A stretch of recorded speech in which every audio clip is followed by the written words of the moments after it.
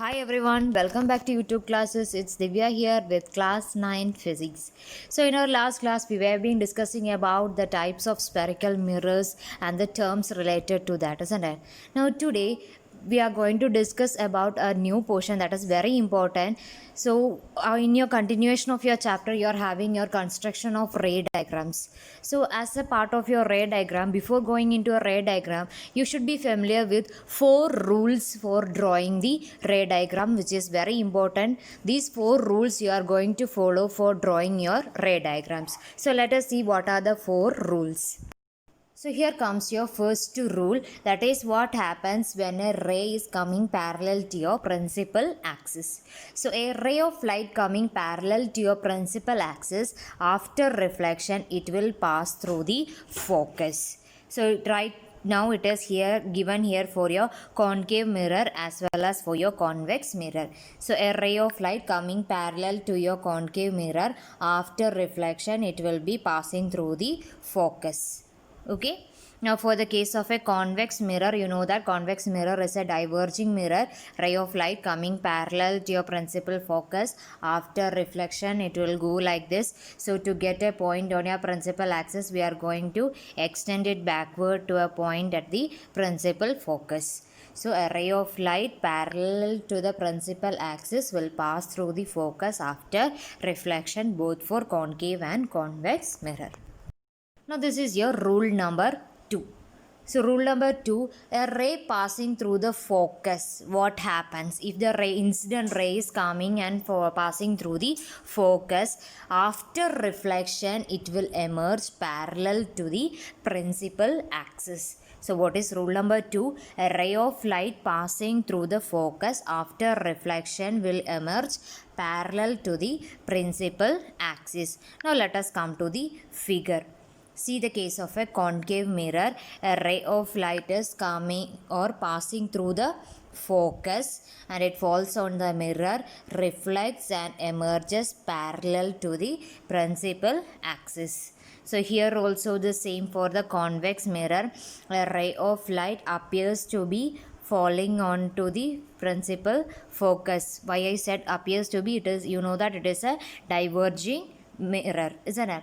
So after reflection it will emerge parallel to the principal focus. So this is the case of a concave mirror and convex mirror whenever a ray of light is passing through the focus. So rule number 2 is a ray of light passing through the focus will, after reflection it will emerge parallel to your principal axis. Okay,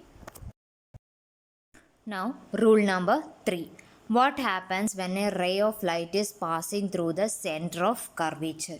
So a ray of light passing through the center of curvature will follow the same path back after the reflection. Like you are having a ray, what if the ray of light is incident through the normal, it will reflect back in the same medium, there the angles will be 0. You have learned it in your smaller classes, isn't it? Similarly, a ray of light passing through the center or incident through the center of curvature, it will follow the same path back after reflection or reflect back in the same path. So this figure is given for your concave and convex, that is a ray of light that is passing through the center of curvature, after falling onto the mirror it is going to reflect back in the same path.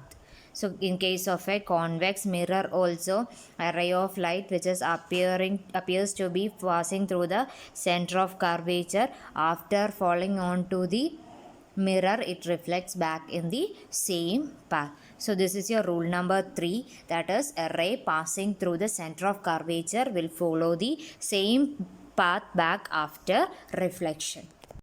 Now this is your last rule for construction of ray diagrams, that is rule number 4. What happens for a ray that is incident at the pole?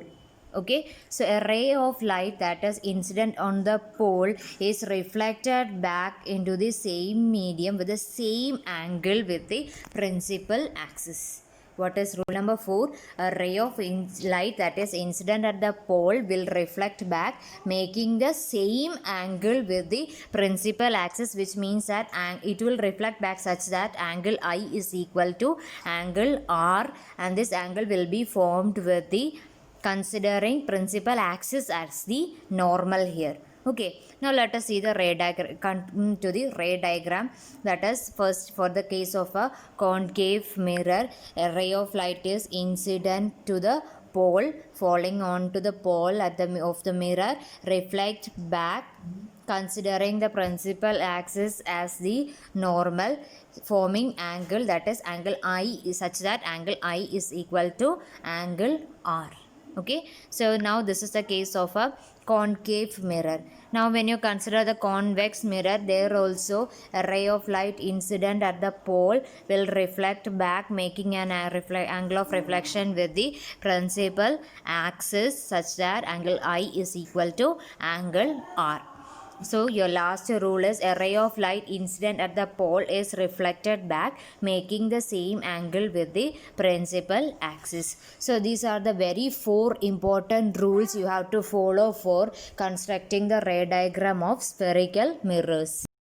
So these are the 4 important rules for drawing your or constructing your ray diagram. So in the next video we will start with the ray diagram construction. Before that, make sure you learn these 4 rules properly and the terms related to a spherical mirror properly.